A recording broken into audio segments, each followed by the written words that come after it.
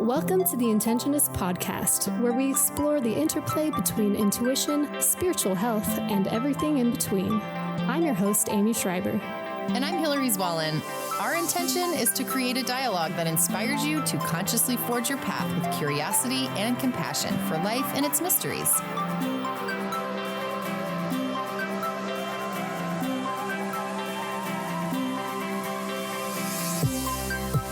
Hello, everyone. Today, for episode 60, we are talking about the watery themes of connection, relationship, emotions, and ego through the lens of the Two of Cups tarot card and the Cancer zodiac sign. Yay! I've been so excited about this one. Yes, me too. So for those of you just joining us, welcome. And a little reminder, we did a 12-month tarot reading at the beginning of the year to guide our monthly themes on the podcast and as a kind of collective read and angle to explore the zodiac from. So this episode is part of that series. Yes. So before we dive in, just a reminder that we have a monthly newsletter, which you can sign up for on our website, Intentionists.com. And we have some really exciting things in the works that we cannot wait to share more about, including we have been working on a course focusing around using creativity to move through those difficult places of spiritual crisis and transition that we talk about so often here on the podcast. Those of you who've been listening for a while would know that Aimee and I were both members of the Mormon Church, and we no longer identify as Mormon. And that was a really hard thing to shed and leave behind. And there were so many elements to it. And as we have explored the impact of that on our own lives, we've talked to other people who are in the process of either re-engaging with their faith or leaving their faith altogether. And that there's a lot of synchronicities between our experience in our place of Mormonism and others who are either leaving like Jehovah's Witnesses or the Catholic Church or whatever the faith is that feels where there's like guilt and shame and suffering and feeling like you're no longer a part of the group because you can't emotionally identify with all of that. And the thing that has really helped us to move through such a difficult phase in our lives is by connecting to our own creativity through spirituality and through earth-based practices. So we can't wait to get to know some of you guys on a deeper level and share this more comprehensive system. And so that is why we are designing this course, and it should be ready fairly soon. So stay tuned for that. Yes. So the Two of Cups, this is one of my favorite tarot cards. And the imagery is, depending on the deck you use, it's obviously there's two cups on it, and it's very luscious and overflowing. There's two people like in love on it. And the themes, this card is all about partnership and love and balance, sexuality, and it's about kind of letting your true essence flow out and merge with another. It's this pure, honest connection. And so to talk about connection, I have to bring in Brene Brown because she talks so beautifully all about showing up to connect with people in an authentic way. Have you read any of her books, Hilary? I have. And I've watched a lot of her TED Talks and her Netflix special. Yeah. I'm familiar with her stuff. She's great. Yeah. So in her book, The Gifts of Imperfection, she defines connection as the energy that exists between people when they feel seen, heard, and valued, when they can give and receive without judgment, and when they derive sustenance and strength from the relationship.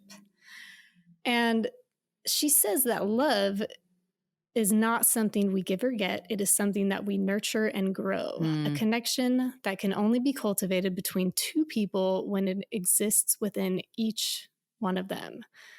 So this takes us back to the idea that we can only love others as much as we love ourselves. And she goes on to say, we cultivate love when we allow our most vulnerable and powerful selves to be deeply seen and known. Sorry for the long string of quotes there, but she just said it better than I could have. And I think choosing to show up every day with our true self showing, like that is what's at the basis of connection. And and love. And this little Two of Cups card has a very special place in my heart because when we very first moved to Washington, Danny went and got a tarot reading from someone here because we were all excited because we came and we're like, this is the land of like witches and psychics. There's just so many around here. And we were excited. It's a very magical place, isn't it? You can see why they gravitate to that spot because it does feel very portal-y, doesn't it, up there? It does. But yeah, that was the card that she chose for him, which I was happy about as his spouse, because that's like you found your soulmate card. Yes. And it's also, though, a card I have drawn several times when I am looking for insight into our relationship, like during the times when communication has been hard.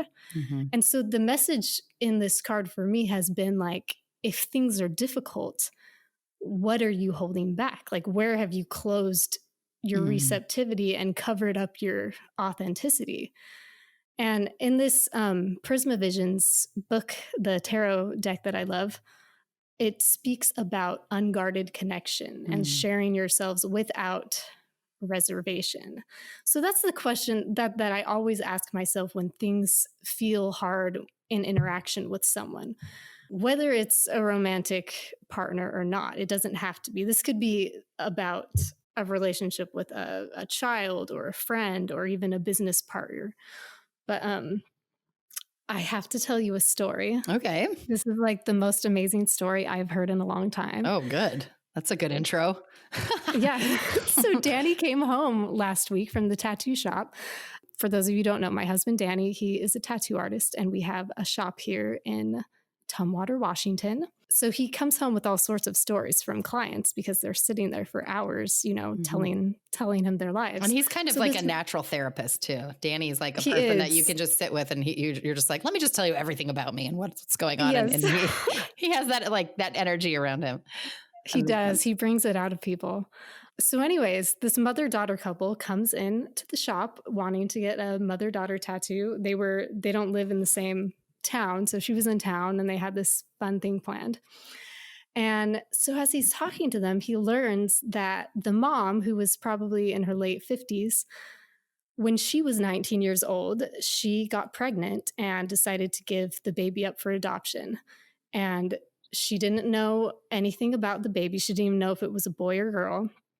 But later, when this baby had grown up and was now an adult woman who was with her in the shop now, she grew up and said, I want to meet my birth mom. And so was able to contact her somehow. And so they decided to meet up, and they lived like across the country from each other. They had just no idea about each other until their meeting. So their very first meeting, they show up. They're learning about each other's lives and talking. And the mom, she says, is telling her like, oh, well, yeah, I live with my partner. I have 2 dogs. Their names are Abby and Jack. And the daughter just kind of stops and is like, well, I have 2 kids. You have 2 grandkids, and their names are Abby and Jack. Wow. Isn't that's insane? Crazy. So these people didn't even know anything about each other, and they have selected the same names for their human and pet children. Wow. That's amazing. So yeah, the connections that connect us are wider and more mysterious than we can even imagine. So that's really cool. Yeah, I keep thinking about that. I can't stop thinking about how cool that is. Yes, I know. For someone, I feel like the synchronicity's been, at least in my life, has been really amplified this last month. I don't know if it's because of solstice or because just because I'm in the flow or whatever, but I'm always extremely grateful when I'm in those synchronistic moments. And it's just so validating. And doesn't it just make you feel so connected? And it gives me so much hope for my experience as a human, that there's more going on out there than just what we're seeing when you have those moments like that. I think that's great. And I love what you were talking about, this idea that the whole point is to be deeply seen and known. And this really carries on with Cancer. So I always love when we pick the cards that are like exactly in line with the sign for that, because there's so much about this idea with Cancer, and we'll get more into this as we move along, but that is withdrawn and emotional. And, the sign that goes along with Cancer is the moon. And so it's kind of that shadowy, ethereal, intuitive aspect. And Cancers are known to be homebodies, and they don't like to travel as much, and they like to spend time alone, and they're very deeply emotional. And so it's interesting that we have this episode where we're collectively moving through this Cancer energy and learning about how this is informing us, and that we may be experiencing things that want us to withdraw, or maybe we're being called to some places internally where we're exploring the deeper waves of emotion. And that the reminder with this Two of Cups is to really to remind yourself that this is part of how, by moving through some of that, is how we can bring our authentic selves and be deeply seen and known, and to remember not to necessarily go so deep that we lose that connection with our loved ones around us and the relationships that are around us. Right. And then when we do go deep though, like we don't need to hide it. Like we can show it and let it come out. Like don't be afraid to be exposed, because that's the only way that we can like have our authentic connections. Yes. The other thing about this card is the 2. The number 2 is about duality and the reflection, this kind of as above, so below concept. Mm-hmm. And with the 2 of cards and with the love and being partnership with someone, you have this outer object of your love reflecting love back to you. So again, it's the reminder that you can only love someone as much as you love yourself. And this true partnership is created when our own capacity for love is matched by someone else. Mm. And to go back to Brene Brown, also in this book, she was talking about if we want to fully experience love and belonging, we have to believe we're worthy of love and belonging. And that's where I think that's what the self-love is. It's believing you're worthy of it. I mean, because some people hear this and they're like, no, I love my kids way more than me, or I can like self-destruct and still like love someone else. But it's not necessarily about like, I mean, it is about the action, but it's more about like, what do you think you're worthy of? Like, that's the level that is like that you push out and that will come back to you. And that idea that, our own capacity, like you had said, our own capacity for love is matched by someone else, that can ebb and flow. I was even thinking my own experience, like right before we got on this podcast today, I was just telling you, I was like, my kids, it's summertime and they're just fighting. And I've spent all morning like taking them to the library and like having a play date, and like, they're still just fighting, And I was just thinking in that little sliver of time, that I was just I'm so angry that I am angry. Like I realized that even in that moment, it's more about my relationship to myself. I mean, yes, they're annoying me because they are fighting. And, there does come a point where you're like, okay, guys, like you got to give mom a little bit of a breathing room.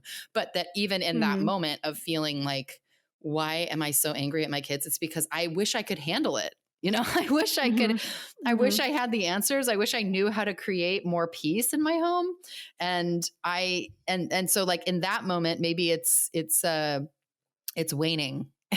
And on the moments where we're like sitting on our little sheepskin and we're like saying our little meditations and we're like, it's like this little love fest, then there's just so much love, and I'm feeling love for me, and I'm feeling like I'm doing a great job as a mother. So I'm recognizing in this moment as I'm talking to you that so much of my experience in being able to give authentically even to my children, and of course I love them regardless, but for me to really show up to is by cutting myself slack as a mother and being like, okay, you're doing the best you can. And sometimes they're just going to, we're human, right? It's not always going to be perfect. There's going to be the fighting times, and there's not.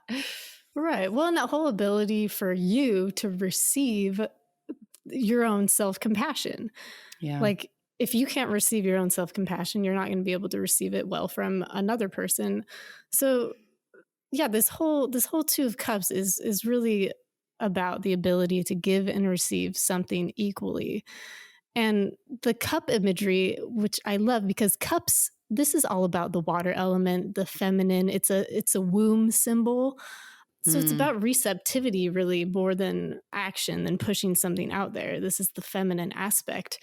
And this brings us right into Cancer, because this is all moon, Cancer, feminine stuff. Feminine receptivity. Yes, here we go. So Cancer, as we mentioned before, is ruled by the moon. It's the 4th house, and it's a water element and a yin element. So again, we do this for you. We were going through the zodiac for you guys to get connected with the cosmos, the energy that is informing us collectively right now, because I believe Cancer's from June 21st to July 21st ish. Mhm. So we're in that Cancer energy right now.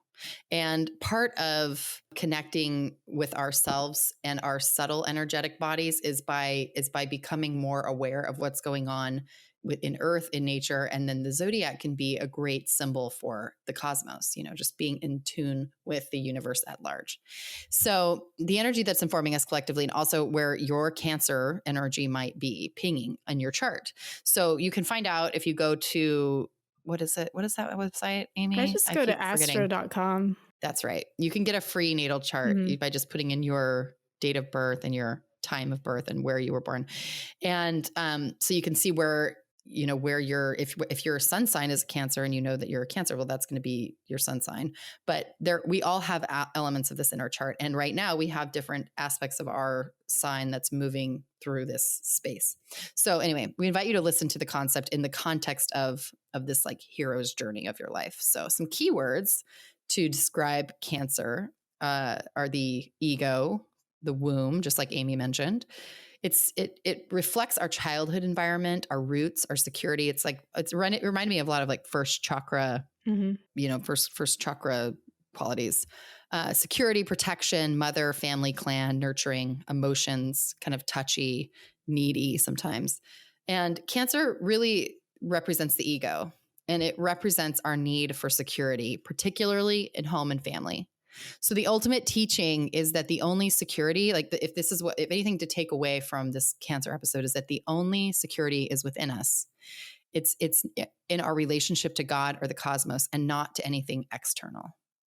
And so, and there's a quote in this evolutionary astrology book where I love to get a lot of my information, is everything is set up in our society. And everything that is set up in our society teaches that security is outside of ourselves. This is like our 401k, our retirement savings, real estate, my cool, sexy job, my marriage to someone, the way my family is, right? Like that's like the way our society is. Like, if we have all of these things, then we're going to be safe and secure. And so over-identification with anything external leads to a life crisis in which it is suddenly removed at some point, right? Yeah. Like we all go through life, and, we may not all experience divorce, or we may not all experience like losing all of our money, but at some point we will experience loss, and we will experience that, like you and I talk about towering, our tower card. Yeah. And the point of this is to remind us that the only real security is internal, and it's our connection to God, really, or the universe, whatever you want to do this. So this has been really up for me. I thought this was great when I was reading that. I was like, no way, because this has been really up for me with all the unrest with our future. My husband's in the process of potentially changing jobs, and there's like just so many projects up in the air. And we've talked about this before, the concept of towering, because Aimee and I, at the beginning of the year, we always do 12-month readings for ourselves. And I pulled a tower card for July and then a death card for August. And I was like, I've been freaking out about it all year. And then of course, everything starts to tower like a couple weeks ago. And I was like, oh my gosh, like it was like literally everything in my life is like changing in a very dramatic way. But through this, like I've been extremely diligent with my personal spiritual practice. And right now that just looks like meditation and breath work and journaling. And so the message that keeps flowing through my consciousness over and over and over again is, is that the idea that nothing is secure, and we can only vibrate whatever level of prosperity that you can vibrate. And what I mean by that is just, when you're in your quietest places, what is the frequency that you're holding, and I think, can you vibrate prosperity in the face of potentially losing it all or towering? And that could losing your relationship, losing money, losing, just having your whole landscape of your life change. And then, having the gratitude about the lack of security, because that's really hard, I think, because when you're in this place of like, everything is up and we don't know, then, and to continue to go back to the place of like, I'm really grateful for this because this is what's going to get me to where my highest self wants me to be. Right. Because we always talk about, we're the Intentionists, right? So we talk about living with intention and living and manifesting life that we want. And oftentimes what we're doing currently is not in alignment with what we really want. And so I really do believe that the universe will line things up Mhm. And sometimes that looks like a massive, castle falling into the ocean Right. and crumbling away so that you can start again with a new slate. And in the moment, it feels like hell, or it feels really Uh-huh. scary.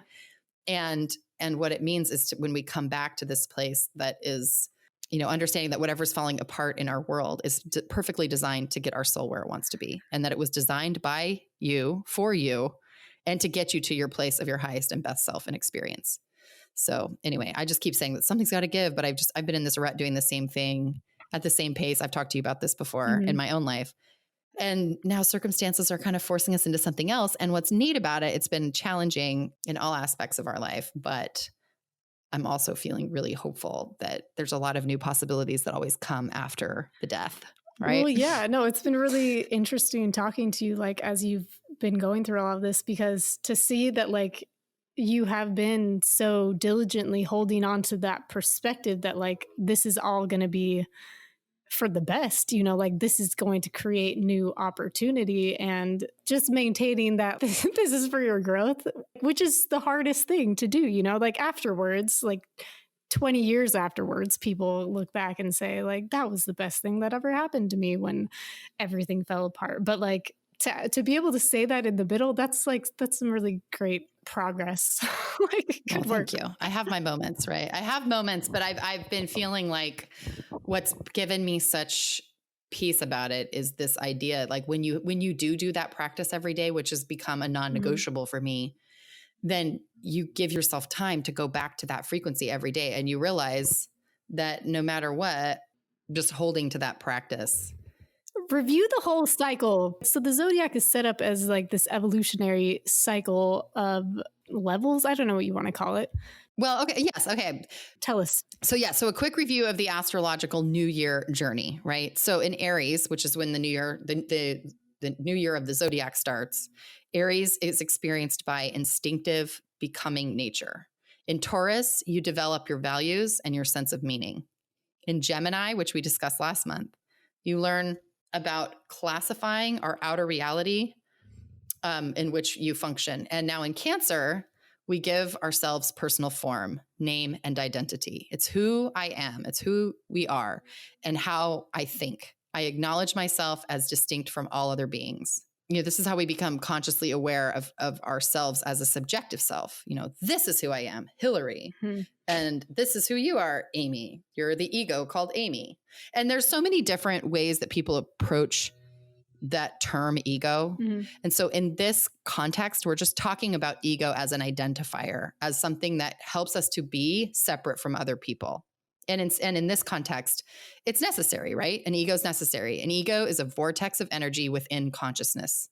So if in this concept, they're talking about consciousness. If there's this massive, like, collective consciousness that's happening on the planet, where we're all kind of connected to the light, where we're all one, right? There's a lot of different theologies that talk about, like, we're all one, right? At our purest essence. Mm-hmm. Then what helps us to individuate is this ego. So within this, it's an ego is this vortex of energy within consciousness, the lens in the projector through which the movie of the soul can be seen.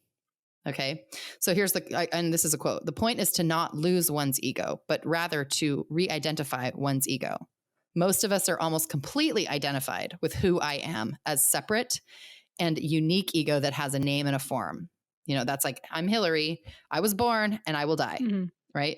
The goal of evolution over great lengths of time is to cause us to re-identify who I am with the cause of the ego, which is that oneness, right? With that which created the ego in the first place, the soul, rather than the ego itself. So the ego is self-image, how we see ourselves inwardly and not how others see us. And that comes from the Evolutionary Astrology Glossary. Okay. Who's that by again? Yeah. Just so people can find it if they want to. It's Jeffrey Wolf Green. I was going to say Joseph Campbell, but that's not right. Jeffrey Wolf Green. Yeah, that's interesting yes. because ego's such a bad word, in spirituality discussion often. But it's putting it in context.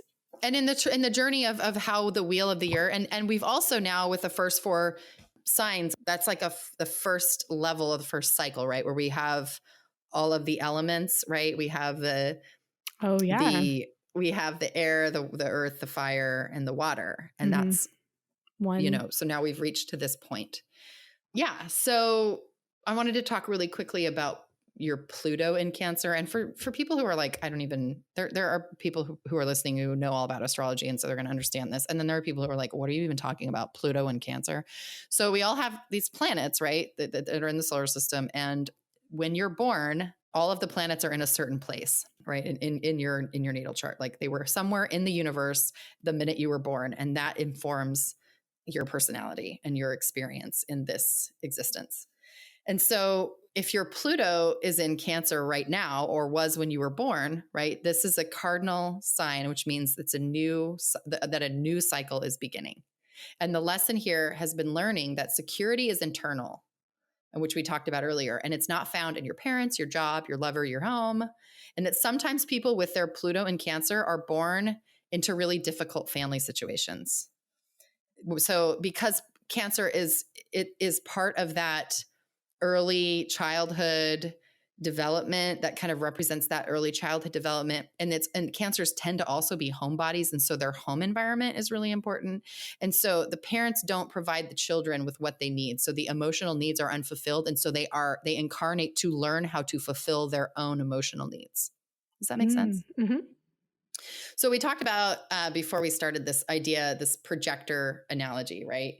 The idea is that, let's say that when we look at a projector and it's just, I don't even know, do people even have projectors anymore? I remember when I was in school that we used to have the teacher would pull down like the projector screen, Yeah. and they would shine the light. And if there was no slides in the projector or there was no film in the projector, then it's just white, right? Right.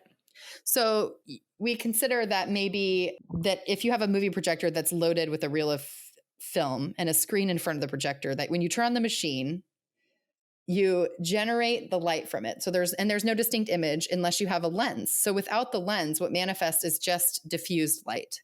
And so the lens serves as a vehicle through which the images on the film can be focused and given distinct shape and form. And this is the way that the ego reacts with the soul. So if the soul is just pure light, right? And it's just we're all connected to this oneness, this God character, God, consciousness, whatever it is. And then we throw a lens in there that's called Hilary, or a lens that's called Aimee, or a lens that's called whatever your name is. And now we see the light through this lens. And it looks differently. Like the light through me looks different than the light through you, than the light through your dad, than the light through your brother, because we all have these different makeups and we create this different image. And so the light reflects differently. And it's not always better or worse or whatever. But that is kind of a good analogy to see the way that the ego shapes the soul. And as part of this tradition in this natural law evolutionary astrology, they would say that the soul that we're connected to, this whatever our soul is, that we're always trying to remember and connect back to, that's connected to this godlike force, the cosmos, the universe, whatever we want to call it, that everything about us was informed by our soul, the RNA, the DNA, the chromosomes. So I'm going to read one more quote really quick. But each life that the soul chooses is a continuation of that which has come before. In Mormonism, we talk about this as the premortal life, right? When Aimee and I were grown up, the story is that you were who you were before you came here, and you are who you are forever. And so we did something that the Mormon quote unquote myth, right? I'm going to call it the Mormon myth in terms of just the stories that we tell each other, the stories that we say, is that we're born and we incarnated right now into where we are because we were so righteous that we got to be born Mormon, or whatever that myth is, right? And that's what informs you, that because of whatever happened in the premortal life, which we don't know because we forget everything, that informs us. Well, this is somewhat similar in that the soul is the determinant for the entire genetic code. And it's kind of a continuation of that which has come before, where each new life taken correlates to the ongoing evolutionary lessons or the intention of that soul. So that includes like so your body type, which it includes your race or the appearance of it, the culture that you're born to, the parents of origin, the specific and individual nature of emotions, feelings, psychology, desires. All of that connects back to the soul's intentions and is reflected in our genetic code in total in each life. And so this brings us to that idea of that. And again, this is this theory, right? Because there's a lot of people that would say, I didn't choose to be born. I was born into, this Mhm. circumstance, and it was awful or it was great. I had nothing to do with it. And, you can see how if you get too far down this path that it could be like a little bit victim blaming, like you chose everything that happened to you. And on the one hand, but on this soul level, the idea is that if we came here to learn certain lessons, and maybe we're learning how to be strong in the face of whatever it was we incarnated into, right? We Right. incarnated to learn whatever that experience was. And the idea is that, and Aimee and I were talking about this before we started, that like what we need to do is a whole episode on reincarnation, right? And the Right. different theories behind reincarnation, because this kind of opens a can of worms in saying that eventually, according to this theory, that we will basically be all of it, right? Have And experienced everything. that Right. we will experience being both genders, all races, all experiences. And then if you get really into like the whole quantum physics thing, and you're like, it's, time isn't even real because we're thinking about it in terms of like linear time, Mhm. that we're experiencing all of it all at once. Right. Well, because under this system, the oneness is oneness. Like the God source or whatever we're calling it is all the same thing for everyone. So you as part of that are everyone else is you, Right. basically. Which is like, then your mind explodes. Yeah, we need to Yes. do a whole reincarnation episode because this idea takes for granted that yes, reincarnation is a thing, karma is a thing, and this is how it plays out like in this terminology.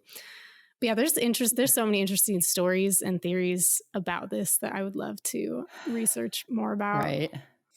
Yeah. So back to Cancer.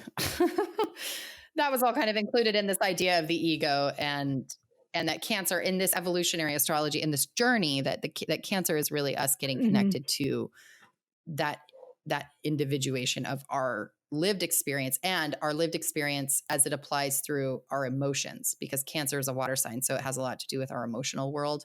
And so it's how we are internalizing this idea of water, and that through our deep emotional experiences we are able to learn the lessons that we came here to learn, to have the experience inform that we came here to have inform. Interesting. Yeah, interesting stuff. Look up your birth chart. It's fun. I looked up Danny's the other night and he was like learning. He's like the latest astrology convert because he read a thing about he's Sagittarius rising. And it was like the most spot on, like 3-page description of his entire self. It was hilarious. But anyway. I find it to be very accurate. My son Parker is a Cancer. Uh, His sun sign is in Cancer. I feel like he's very much a Cancer. Like he's a homebody, and he loves to just be, he's like always hated traveling. He's very loving and emotional, and he also can be a little bit manipulative, but he's a little boy, so we're working on it. So to talk about the manipulative part, so there's an element of emotional manipulation that goes along with Cancer, with that sign. mhm.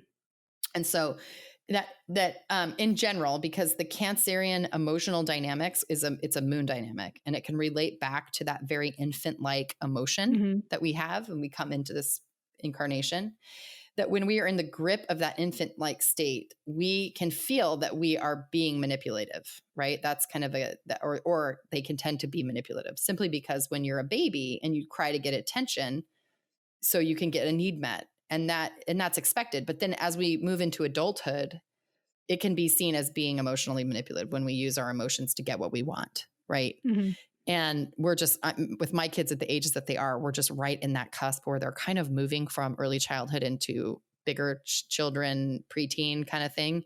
And that is a constant struggle of reminding, especially my younger one, like, okay, we can't just cry when we don't get what we want. You have to use your words and explain.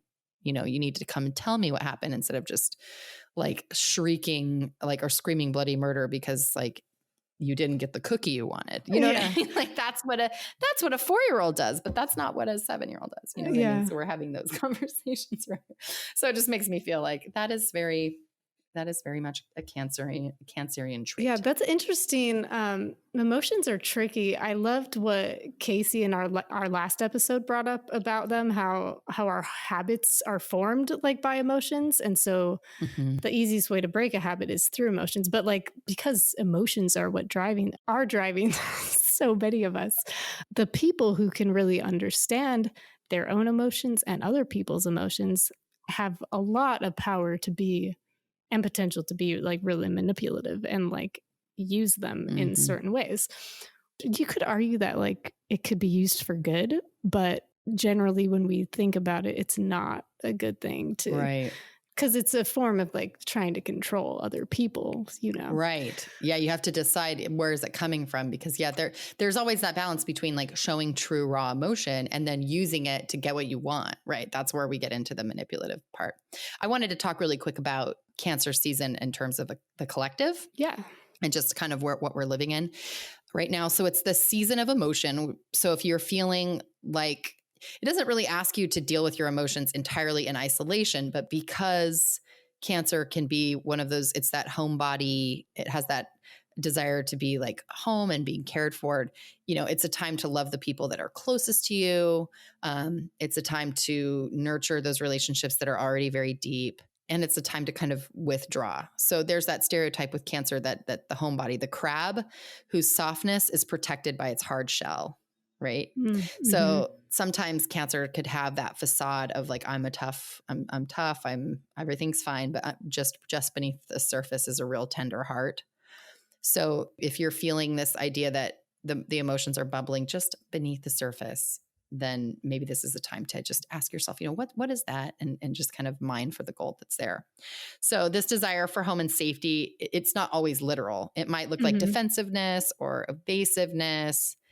It might look like hypersensitivity. It might look like, you know, maybe you're like super aware of all the cruelty that's out in the world. So yes. The crab is such an interesting creature and character. Did you look up what the myth is about this crab, I where it came didn't. from? Let me look it up really quick. I just Crab. looked it up real quick to Oh, see. good. It's I guess this constellation was put in the sky by Hera, the goddess, wife of Zeus, and Hera swore to kill Hercules because she was jealous. Because wasn't he Zeus's son, Yes. not by her? Yes.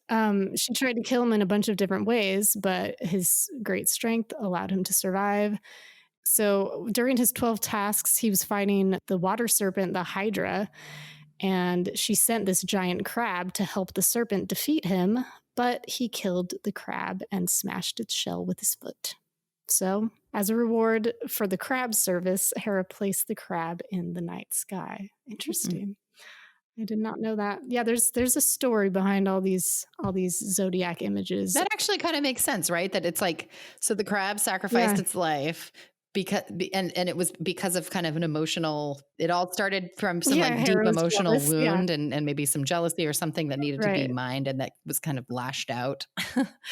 Uh-huh. Interesting. But then, yeah, the shell was crushed. So, to bring it all back together, part of what helps us forge these connections and use our emotions to their good potential is to break down our outer barriers and allow people to see our soft insides so that we can, have these intimate relationships full of growth and all of that Yes. good stuff. So our next zodiac episode will be on Leo, right? So now we move back to the Yeah, fire I'm sign. excited for that Yeah, I one. am too. And it's fun. It's been really cool to see this on the journey of the zodiac in terms of this the idea of like the hero's journey, you know, that you start out and you're born. And Yeah. so this idea that I see that more and more, you know, just the power of story in anything that we do. You know, when you look at really successful Mhm. business entrepreneurs, it's because they know how to create a vision and relay the story in a way that inspires investors to give them money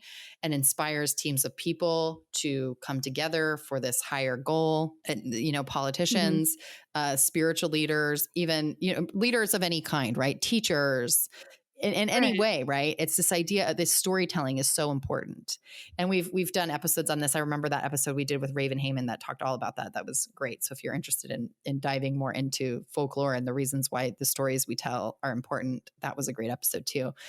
But it just makes me think that to see it from this perspective, it's like it brings in like the myths, and then it also brings in the ethers, and then it also calls us as people who are becoming aware of the quote unquote cosmos or collective or whatever you want to call it, that you start to really tune into more of the subtle energy, and you start to observe and notice that, oh, I'm going through this. Is this mine? Is this collective? Oh, other people are going through this, and you can kind of step back and observe Right. what's happening from a way where it's not so, you're not so in it, right? You're not so in the moment of the pain or the ideas. And so when you step back, it's like you're able to kind of shed that ego and view things from the oneness. Anyway. Yeah, no, I love, there's so many really interesting different ways to describe all the forces at play in our lives. And that's one of the reasons why I love learning about this, in particular the zodiac evolution, and then the tarot too is its own hero's journey.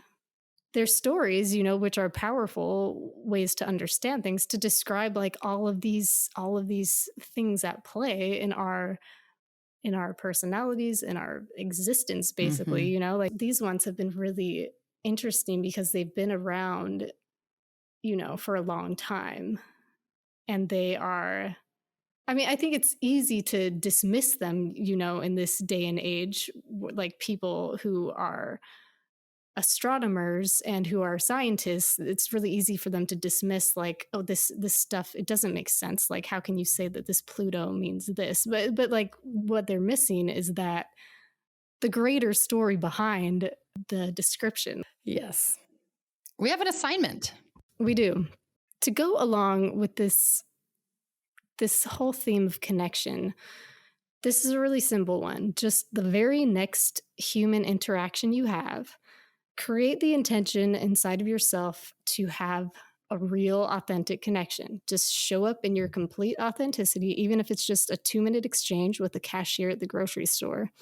And notice how you feel about it afterwards. Notice their reaction to you, and kind of just reflect on how the world responds when you intentionally show up with your whole self, with your true self visible. Take off your little crabby shell and show up for a minute, like in your truth. Yeah, I think this would be a great experiment for us all to try. Ideally, we I guess if we want to throw shoulds around, should be doing this like all the time. But yeah, see what it does. See what it does if you really focus in on that. Because I found it's interesting, Hilary, because when we do interviews with people, I'll usually write up an intention before, like, I intend to feel this way, for them to experience this, for me to experience this, for listeners to feel this way and glean this from it, all these things. And I've noticed the couple times when I've put the intention of like true, authentic connection before the interview, it has gone just like well, like really like magnificently well, as far as like feeling like I've cultivated a new relationship with someone. So it's something that I think works. Worth trying. Absolutely. So that is the challenge. And we've got a few things up our sleeves for the rest of the summer. We'll be continuing on with our journey through the zodiac through December, all the way through Sagittarius, right? Because we started with Capricorn. And so, yeah, thanks for joining us here. And for those of you who are enjoying what we're doing, we really appreciate it if you can tell a friend, send a little text with a little message, go to iTunes, rate and review. It just helps other people connect with us other people who are looking for this type of work, connect with the information that they may be seeking. So thank you so much. Before we part, we'd like to say thanks for listening, and we hope you'll connect with us on Instagram, Facebook, and YouTube. We would love to hear from you and appreciate all feedback, shares, and likes. To learn more and subscribe to our newsletter, visit Intentionists.com. And no matter where you are or what you're creating, we send you love and invite you to breathe and begin. See you next week.